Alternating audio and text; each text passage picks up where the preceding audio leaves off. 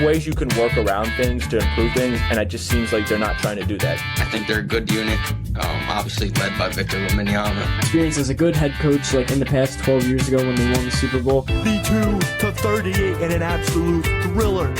Play after play. Touchdown after touchdown. My family was just in complete disappointment. Wanted to be a Philly, which is insane. We saw the big thing after we first drafted him was that three-point shot. Obviously, he's draining that down, so we can't even really complain. My team, so it's been really cool. I'm definitely not a special guest. I'm a guest on a special podcast. That's what it is.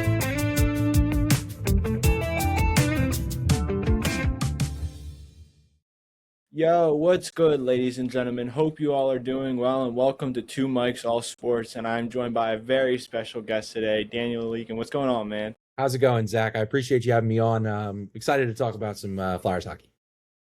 Yeah, so obviously the Flyers are soon coming back soon. They start tomorrow against the Washington Capitals. They've had a long break because of the Olympics and such, and obviously it was not a great end to the first half of the season, and there was a lot of struggles between just goaltending and just like the inability to actually score meaningful goals or even hold leads. So, but ending the first half, how are you ultimately feeling, Danny? Well, I mean, the end of that first half, I mean, you said it best, was very lackluster. And as a fan, it was a pretty difficult time to watch the team. There's a stretch of games I could really talk about when talking about, that first half being just brutal. First that comes to mind is that Rangers game. You start off so well. And I mean, Kolosov in net, young kid from Belarus, he's still developing his tools, but I was expecting a little bit of a better showing from him. Allowed 3 goals in just about 2 minutes, right after we knocked one in, and then they scored another 3 unanswered. So 6-0 run between all 3 periods, and it was just completely lackluster. And then Zach, you just jump right to Utah, super winnable game, jump out super early, play great hockey, and then you blow it. Garnet Hathaway. I mean, the picture was on. What's that Twitter account called? Unfortunate Events. You know which one I'm talking about. The one where it gets a screenshot of a picture. And then you beat Colorado. Great team, best team in the NHL. Beat Colorado. Lose. Next 4. Just ridiculous. And I think it's just I can't really pin it. Because in that Blue Jackets game that they lost, TK had a hattie. The Colorado game they won, Tippett had a hattie. Like, there's players that are playing well. They just are so lackluster sometimes, and they get pinned very easily. I think the defense has been a pretty, not minor, but I'd say like a mid to minor issue for this team within the past couple of weeks. And the back line, I think Yorkie's playing a little bit better. I think Drysdale's played some of his better defense within the past couple of years, but it just gets lost. I don't think Sanheim's that great. I don't want to say he's horrible, and obviously did pretty well for Team Canada in the Olympics. Congratulations for his silver medal, but just isn't my favorite player to watch sometimes. I think his decision-making with the puck is very, very poor. And when Talk puts him out during OT, I think to myself, what are you doing? I'll cut this short here, but it's just the last guy I want on the ice during overtime. I would pick York, I'd pick Drysdale, I'd pick Andre, I'd pick Risto, I'd pick all 4 of those before I'd pick Sanheim. So I just think a lot of bad decisions and just really lackluster results. 5-2, 6-3, 5-3, 6-3, 4-0. Just poor losses where they just throw the game away. They're not good at holding leads, but I'll give it back to you. I don't want to keep harping on the negatives, but I'd say from probably mid-January, I got it. Right after that Ducks game, just completely fell downhill.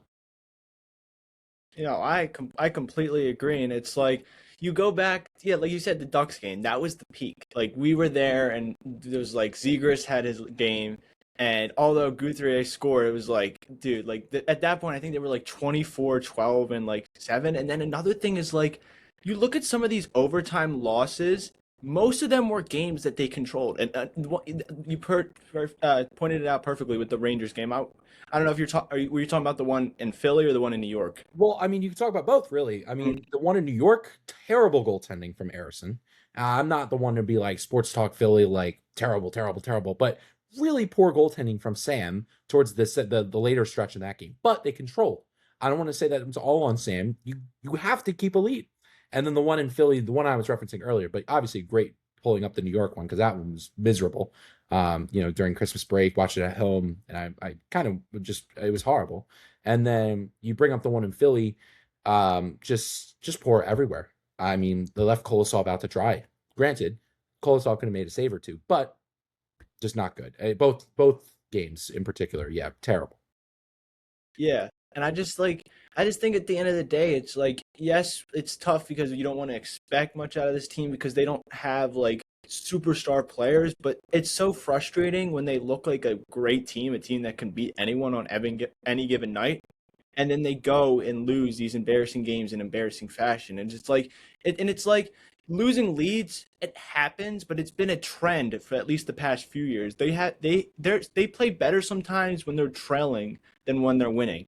Yeah. And it's just like it's so tough to watch, and it's like a nail biter. And like as a young team, there should be high notes and there should be low notes, but it feels like even the high notes, it takes some stressful to even get there. And I think another thing that's been harped on, and I don't know how they're going to fix it. They got to be one of the worst power play teams in the league. And Zegras came in here and made some adjustments to it because of what he's able to do, but it's still a very lackluster power play unit. And ever since that, I believe it was in, it's not been as great ever since then. And to balance those both off, it really doesn't generate well. And when you're in the middle of the pack and you're a team trying to win games and stay in the hunt, and then you can't execute on there and you're not scoring goals, when you're not on the power play, then you're just going to have a lackluster offense. And it's like they had guys spurts at a time that were going off, and it's like you talk about Konechny and stuff like that. He wasn't showing up for a while, but then when we had no one else showing up, that's when he shows up. Yes, you need different players to show up at different times, but it was like Konechny could have added that juice that we needed when we were winning those games, and he could have extended those win streaks instead of maybe starting those losing streaks, and then when those losing streaks get to a point where then he fixes the win streak. I just think at the end of the day, it's like these players can step up, but they step up in weird scenarios, and you question is like, where were they when you needed them? Yeah, and I mean, you make a great point about just the weird scenarios. Like when you look at the stat sheet, Noah Cates leads the team in plus minus with plus 15. But in my eyes, I'd say since that Ducks game, it's been like completely invisible for me. I haven't been a huge fan of his play. I don't doubt that he can turn it back on. I think he's a very reliable 3C, but it just isn't there for me. And then talking about people who do show up in reliable situations, I think Emil Andre definitely wasn't playing his best hockey, but Zach in the season he's plus 11. He's better than Noah Juulsen. He is better player at his age than Noah Juulsen is. And if you're focusing on youth, why not give him a shot?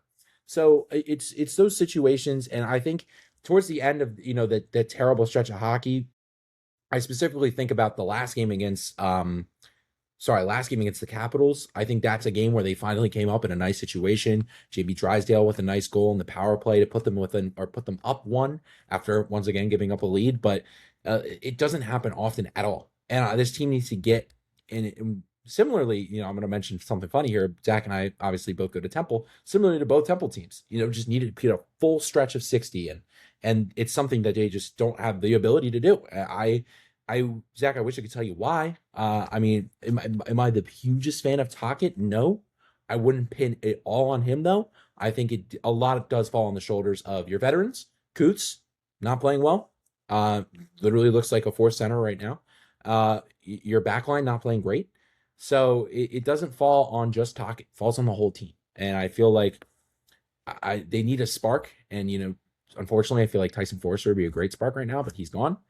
Had 10 goals before he got injured within 21 games played. That's ridiculous, especially for his trajectory.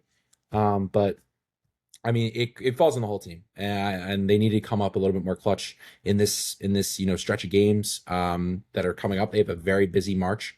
And I'm expecting... I don't even know what I'm expecting. Tomorrow will be a good telltale on how the rest of the season's going to go. Exactly. And it's like, I think like you bring up Tocchet, I think like years, like you said, it's not the blame's not fully on him, but there's other situations where you can point out where like it kind of is on him. But I just keep thinking back, and I didn't say this the last time. I think what really might have been the turning point of that first half is when they gave Dvorak that contract. And I know me and you did not agree with that whatsoever. And it's like for Danny Briere's sense, he's getting away from what he's done the past few years. He did it with Sean Walker, he did it with Scott Law, and he did it with Joel Farabee, he did it with Morgan Frost. He traded these guys when he knew he could get at least value for them. And then he traded Scott Laughton, and then Gerbaikin has shown strides. He showed strides in the first half last year. He's that physical guy on the third, fourth line that is going to give you good minutes, and be physical out there.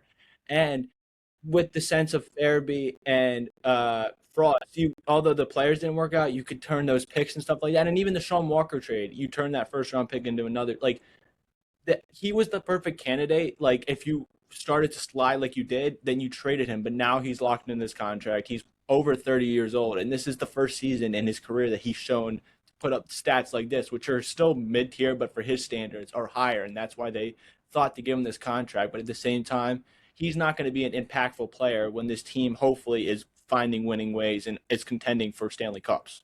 So Yeah, and I can't agree with you more. This contract came a day before the Anaheim Ducks game, and just to spill the deets real quick, just to rerun it, 5-year, $25.75 million. The deal runs through 2030, 2031. A full no trade clause in the first 2 years, and then a modified NTC for the remaining 3 and 4. It's just, Zach, I didn't mind the money. The money wasn't my issue at all. It's the term. And 5 years, way too much for him. I said it from the start. And again, I'm not huge like sports talk, like fire everyone, this and that. Like that's not who I am. But when I saw the number, the year, again, the money I didn't have an issue with. The year, I was like, no way, you just signed him to 5 years. You can't, you just can't. And with the condition of this team, and I could tell that at one point the brakes were going to fall. Were they going to fall off? Did I think they were going to fall off as bad as they did? No, but they have. And now you locked yourself into an unmovable contract. Now, do they have time to move the contract at this deadline? I mean, they do, but no one's going to take that. And it's unfortunate. I like him as a player. Zegras loves him as a player. So, I mean, if you want to keep Zegras here, good job. But at the end of the day, 5 years too many. I was comfortable with 3. 4 would have been pushing it, but I would have said, all right, 5 was too much. 2 to 3 was my ideal. I would have been great with 2 to 3 with the amount of money. Cool. That's $15 million for like a second, third line center. Awesome. 5, no way. Exactly, and I think it's in the sense where it's like, yes, you want to be able to reward your this guy who's exceeding expectations when you signed him, but at the same time, this is like over exceeding. And then you bring up like a great point, like I said, this slide, it could have most likely going to happen the way they were playing. You could have gone into this trade deadline, got max value for him, and although yes, he's a good locker room guy with Zegras and stuff like that, sometimes you just have to prioritize, like when you realize the season's not going the way you are, and maybe that trade that you make can open the door for you to go get another person. Like I think we've talked about it ever since Tyson Forster went down, who was going to either replace them or who would they have to go out and get to replace Forster, because he, like you said, he was off to an amazing start before he got hurt. And I feel like this always happens with the Flyers anymore. They have that amazing guy that just pops off, and then something happens to him, and then they come back and it's not the same. And I think a perfect example of this, and this isn't even injury. It's like we talk about Sam Ersson. He stepped into the role when Carter Hart left the team pretty well, but then when you flip flop him with Dan Vladar, who I can't believe what he's been able to do. Yeah. Like he's been absolutely incredible. And then you flip flop him, and then expect it to work out. That's where, and I think Ersson, it's a lot of it's on Ersson. But when you're playing him in different roles and stuff like that, and trying to make it work in different scenarios, and it's not working, then that's on you. And you've already, I think, messed him up enough where it's going to be tough for him to rebound and actually find consistent ways of stopping goals and maybe picking up wins. Yeah, and Ersson sits at 8-10, 5 overtime losses, as a .856 save percentage. Yeah, that's rough, man. he's, I don't want to say unsavable, but if you can move him at this deadline for anything, I would be a dub. I kind of want him gone. And with that, I want to include that I hope there's a package where we can somehow get one of Detroit's AHL goalies. If I can, hold on, give me 1 sec, Zach. AHL hockey team. The Grand Rapids Griffiths. I think they're like insane record right now. Give me 1 second. Statistics and their goalies have just been ridiculous from what I've heard. In their system. Give me 1 second. I just got the thing up. So yeah, so their goalies, Zach, 4 goalies have played, but for the most part, it's been 2. Sebastian Casa and Mikhail Postava. Sorry if I butchered that. Sebastian in particular has played 29 games, has less than a 2-goal average, goals against average, and has a .930 percentage. Mikhail has played or has a 1.7 goals allowed average and a .940 save percentage. And then the other 2 goalies that have played, .930 save percentage and a .945 save percentage. So, like, that is a team where you could trade a big asset, and I know it will be uncomfortable. I know it's going to be weird for the roster, but one of those goalies might develop into something big. That's where a lot of goalies start out playing well, is the AHL, and they come up and they play well. It's not rocket science. And I would love to have one of Detroit's goaltenders right now because they're just playing ridiculous down in the AHL. And that's a team where I would trade a big name to in order to get that. But Harrison, I liked him. I remember vividly a 2-1 victory over the Penguins back in 22. We played great, won in the shootout against in Pittsburgh. It was such a fun win. But man, he's reached the end of the road, I think. And I feel it won't be very long till Sam Harrison is not on the team. But I've had great moments with him. It's just he's really, the brakes have really just fallen off for him. Exactly, and it's not like they've given him every chance they've like tried to and stuff like that. And I think you bring up a great point about the Detroit thing because think about it, since Carter Hart, like they haven't been able to bring a goalie into this system, develop them, and actually see like superstardom out of them. And it's like if we learned anything, you need to have an A+ or A- goaltender to even compete for the Stanley Cup. The reason the Florida Panthers have been able to go back to back because they have Sergei Bobrovsky, who's been dynamite. I think he was definitely better the year before than this year because he was like straight, like he was insane the year before when that went to 7, and then he was also good this year. But at the same time, he's a veteran goaltender. He comes up clutch in the playoffs, and there's so much other goalies that are around the league that do the same exact thing. And you talk about like, although Connor Hellebuck has not come up too clutch for the Jets, what he was able to do for Team USA on Sunday, like that just isn't I'm trying to think like the other word. It's not a fluke. He has that mentality in him. You just don't see it all the time, and he showed it out in this game. And also the Jets are notorious. It could be very shaky, especially in the playoffs. And I just think at the end of the day, if you want to get back to your winning ways, you can build the greatest offense you want. But if we learned anything from, I think, the Edmonton Oilers, if you don't have like because I think Stuart Skinner was a good goalie, but you saw how easy it was for them to trade him in that deal for Tristan Jarry, and they knew that they couldn't win without him. And although they had Connor McDavid and Leon Draisaitl, they didn't have good enough goaltending to win the Stanley Cup. And I think that's what matters. Like you can build the greatest offense, but if you don't have great goaltending, it's not going to get you anywhere. And I think if they can finally start to find that goaltender, that's where you're going to start seeing the success, get into the playoffs and get past these multiple rounds and maybe not even win a Stanley Cup, but get close to one. Because I think once you get that goaltender and you put yourself as a contender in the Eastern or the Metropolitan, then that's where you start to see the upward trajectory. And I think that's where you start to see consecutive winning seasons and competing for the Stanley Cup. Yeah, and I mean they do have good goalies in the prospect wheel. I do like Carson Barnjardsson a lot. I think he's doing a pretty decent job down in Lehigh Valley. And then Zach, they have Yegor Zavargin over in Russia, who this year for St. Petersburg SKA had a 164 goals allowed average and a 940 save percentage. So I like there is a lot of potential. My biggest issue is then why sign Dvorak? Why make these big moves? Why even sign Tippett? Why sign TK? Why not just commit to be having those goalies on the team to build those blocks? Why do this now?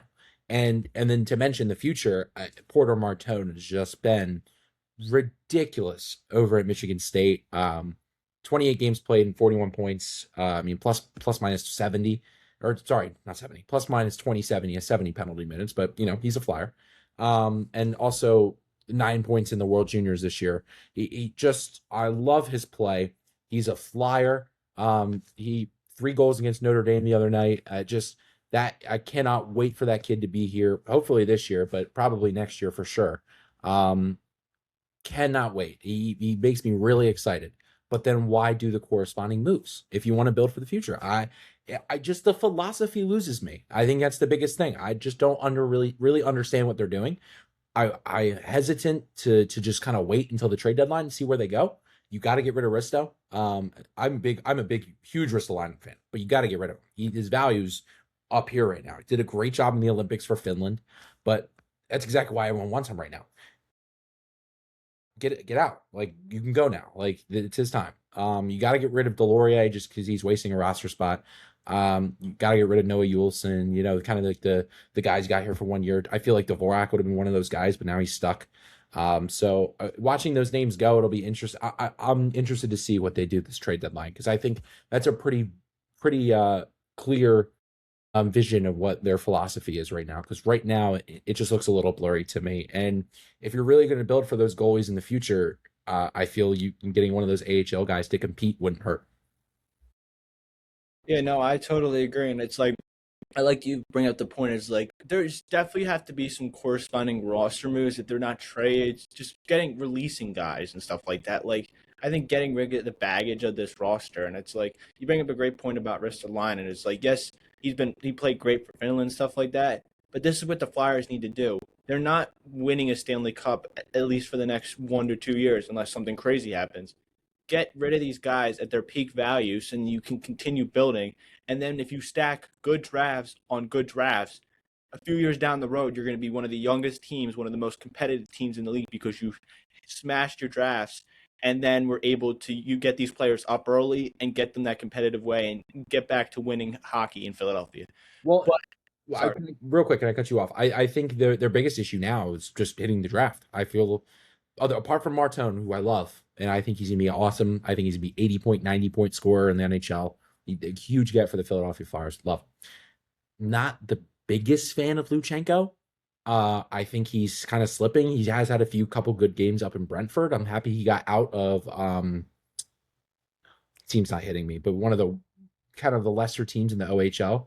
I'm happy he's out and now with Brentford, because Brentford's a ridiculously great team. But not impressed. He's been playing a lot of left wing, which we drafted him to be a center. In a draft where Consta Helenius, who is doing a great job, or did a great job for Buffalo nearing the end of that first stretch, is doing well. They have to hit on the draft. I'll let you get back to it, but I think not getting success in the draft would be detrimental to the philosophy that they're building in Philly.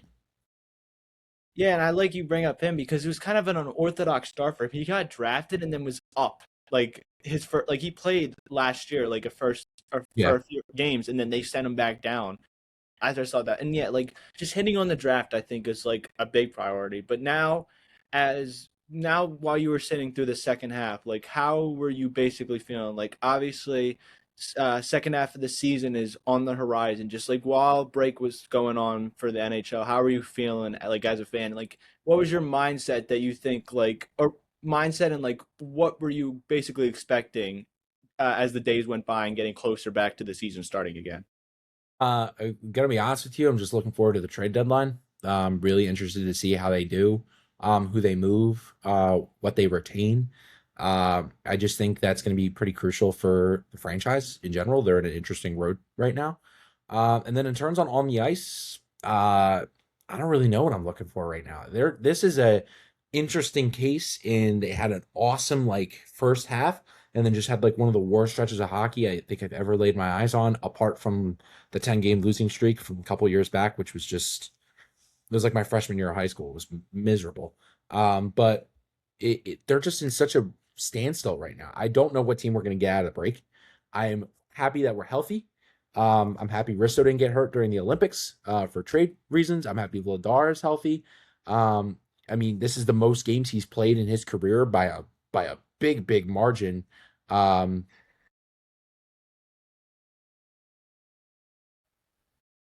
ad played on my thing here, but Vladar easily is. This is the most he's played in a while. 20. He's already at 33 games played of the year. His most is 30, which was last year, but he was back up in Calgary. So I mean, it wasn't anything nuts. He definitely had Dustin Wolf in front of him, who's a really good goaltender. So you're at an interesting spot with him. Is he going to complete the season and play well? I don't know. Will the defense lock in? I don't know. Will they finally play Emil Andre? I don't really know. I know why Matvei Michkov's on the right wing or the left wing, not the right. I don't know. There's a lot of question marks, a lot of things that aren't really translated right now for this team. I just hope Zegras can kind of pick it back up because he kind of fell off just a tiny bit, especially towards the end of that. Still doing a really good job, though. I mean, 56 games played, 49 points. I'm sure he'll kind of get back to it. Can Michkov pick it up towards the end of the season? I mean, it's one of those things where time will tell. If you want to know what I think they're just mid because that's kind of what they do all the time. If you ask my dad, he thinks they're going to win 6 out of their next 7, which is bold, a little unrealistic. But if they do that, they're right back in it. But I think they're just going to be mid. Like, there's a very good possibility they can go either like 4-3 or like 3-4 in their next 7, and you're just stuck. We're just stuck in the midland. We don't either go up or we don't go down. We're just here. That's what I think is going to happen because as of recent years, that's what's happened. Do I hope that's what happens? Absolutely not. I would either rather lose all of them or be super successful and we're back in it. But I'm just looking for our young players to step up. I think a lot of people have shown a lot of really good potential. I like Nikita Kripinkin, as you mentioned earlier. I think his puck control is phenomenal. I think his ability to stick with it is in his motor is something really inspiring. It's just the finer skills that I hope he kind of works out. I'm interested to see if they move Bobby Brink. So it's a name that's been floating around out there. I'm interested to see Drysdale. Will he up his little offensive percentage a little bit? Because I think his defense I've been fine with. It's just the offensive work there has not been much of. And then I think obviously the biggest question mark is will Matvei Michkov turn it back on? And a player that could, I would love to see him return back to his natural wing.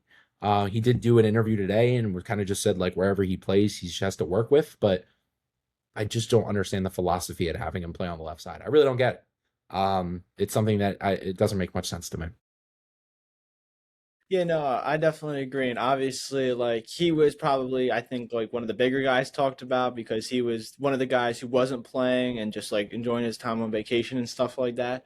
And I think he's all because he came onto the scene insane last year and had an insane rookie season. And obviously, it's tough to repeat that. And early on, he was easily going through the sophomore slump. But at the same time, then he showed strides, I think, towards the end of the first half. But then at the same time, it's like you said, if they're not playing him in his natural position, he's not going to be able to play his best hockey. And that's just plain and simple. And I just think when you think about it, it's like Zegras, I think, is like you said, he kind of slowed down, but he's came in here and gave them a new life that they didn't have the past few years, and he is there to facilitate these guys. It's like it's almost like he's giving them alley oops and they're not dunking it. Like it happens so many times where he sets them up for a beautiful pass, and it's either Konechny or it's Tippett. Especially Konechny, he loves missing the net than actually putting it in the back of the net. So and I think Vladar, you brought up a good point there. It's like he was an amazing in the first half. Can he repeat that in the second half? More teams have figured out what his approach is, and it's like he like this. Obviously, most people would probably maybe consider this a fluke because he hasn't been that great. And like you said, he was sitting behind Dustin Wolf in Calgary, so it's easy to have stats look good as a backup, but now being as a starter and how impressive he's been.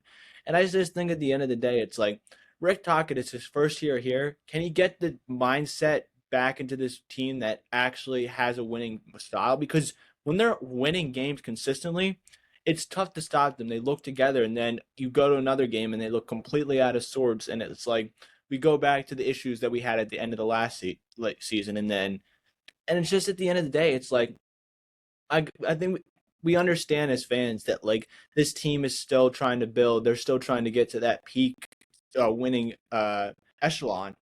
But there's some bumps in the road, but the bumps in the road feels very unnecessary and feel like they could be avoided if they just made changes there or stopped doing the stupid things. It's like it's almost they're almost playing like a high school or like middle school team. It's like they make the simple mistakes that those type of teams would make, and it costs them because of it. And it just frustrates me to the day that they still don't know how to hold on to leads and then just blow them and stuff like that. And that's majority of their overtime losses. And it's like these teams out of the break, they're gonna get better.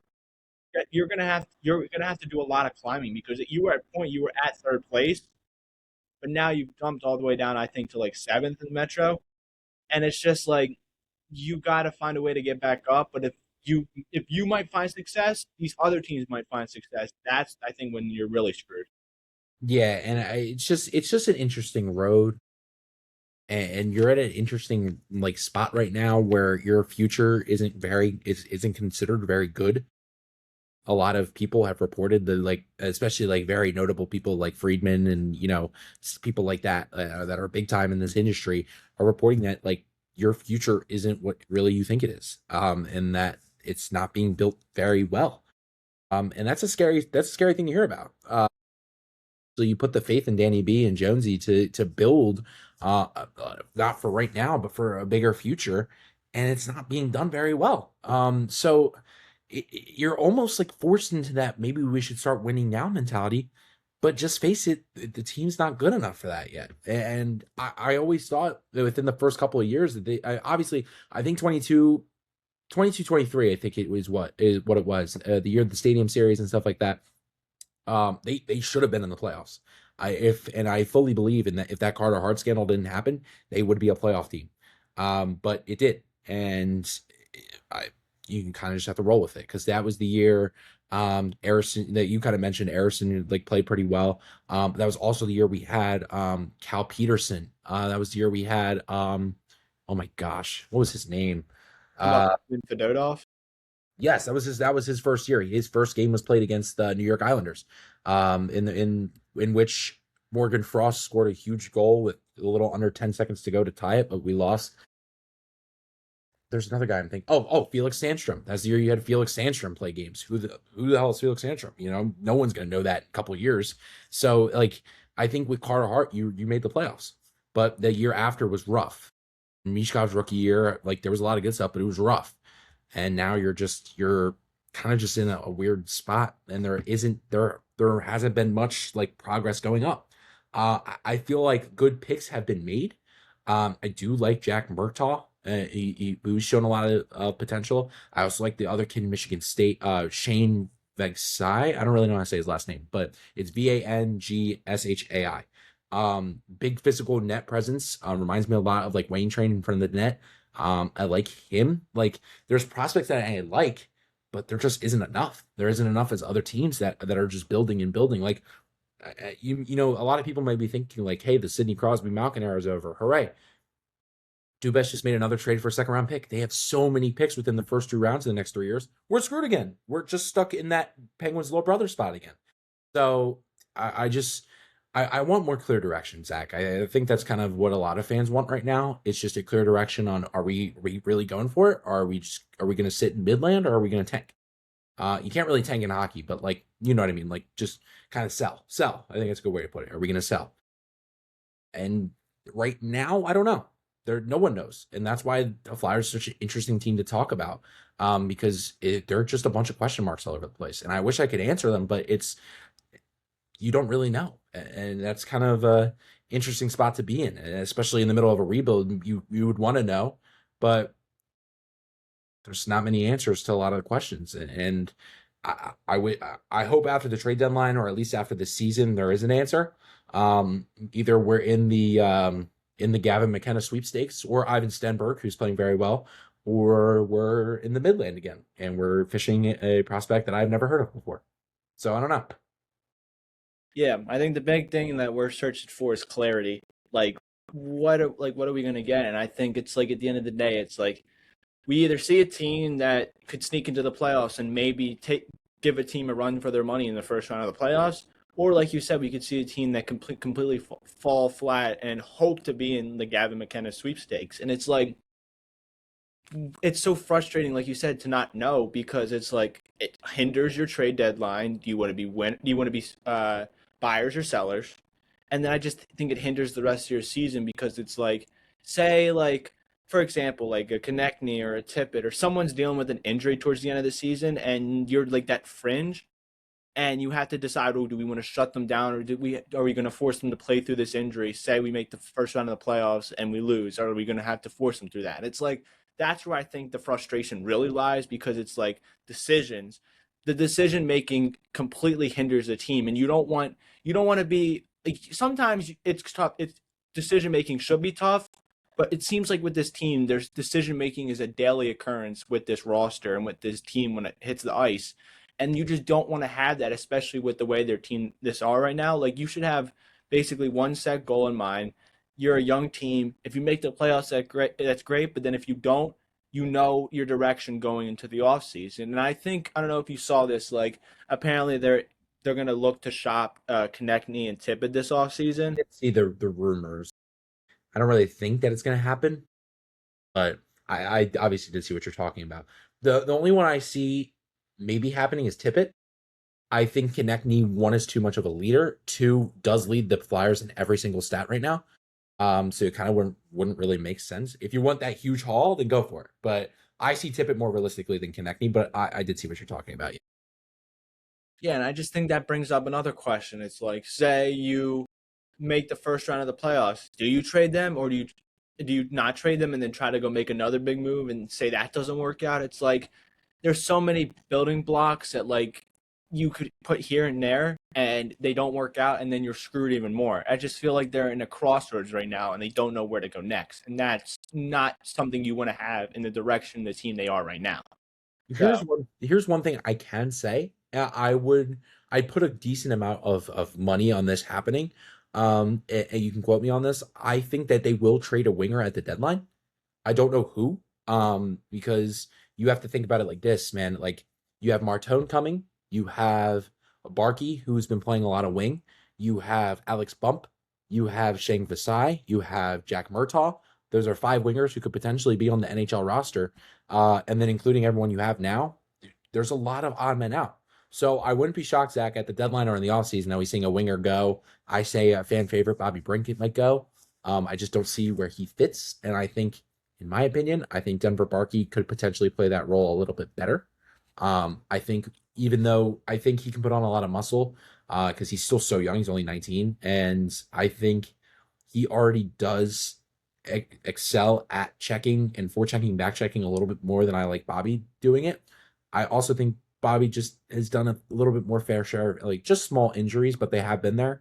I think he's gone. I think he's one of the guys who's gone. I also would say that Owen Tippett might be gone, but I don't quote me on that. I think out of the two, Travis Konechny or Tippett, I think Tippett would be gone first. But I think he would be in return first round pick and a good prospect. But shopping that contract is also a little difficult. So I don't know. But I do quote me on it. I do think that winger does go either this offseason or in the trade deadline, just because Martone, Murtaugh, Vasai, like there's a ton of, and I'm not including Nick Delorier. Nick Delorier is probably going to be gone, but that's not who I'm including in this. I'm talking about like a winger who plays. I mean, Delorier is going to be gone, but I'm talking like Brink, like Tippett, Konechny, like those kind of wingers, like ones who play. Yeah, guys, trades that the fans would notably like feel the impact of. Correct. Yes, I think that there's going to be a winger who's gone. My guess will be Bobby Brink. My bold guess might be Tippett. But Bobby Brink, if he's gone, might be at the deadline. I think if Tippett leaves, it's in the offseason. But you have so many wingers in the pipeline. Where do those guys see fit in the future? You know what I mean? And I think Brink is definitely the example of that right now. Exactly, and it's like although Bobby Brink, like you said, Bobby Brink's shown strides and stuff like that. It's like you gotta start making the room for these guys that are younger that probably have more potential than he does. And although he's great for you, you have guys like you said, Denver Bark, who's ready to take his place and maybe excel even more than what Bobby Brink was giving you. And I just think that's on Flyers management and coaching to make that decision, and hopefully they make the right one at the end of the day. So. But as we wrap things up, is there any closing thoughts you have going into the second half of the season and just basically what you're hoping for? Like obviously we talked about expectations and stuff like that, what roads they might go down to if they do this, if they do that, but like realistically, so what is the one thing you are expecting or hoping for as we start the second half of the season tomorrow night against Washington? Yeah, I know you said one thing. I'm gonna give you two quick things. I think as a team and an organization, I hope for clarity. I think that's been a huge theme of this whole conversation you and I have had. I just want a clear road on what this team's goals or in just obviously they're not going to say it to us, but just a sign of what might come for the future. Because right now you don't really know what direction they're in, or at least for me, it seems a little uncertain. So I'm hoping as the season goes on, I see like the direction. I hope they have a successful trade deadline.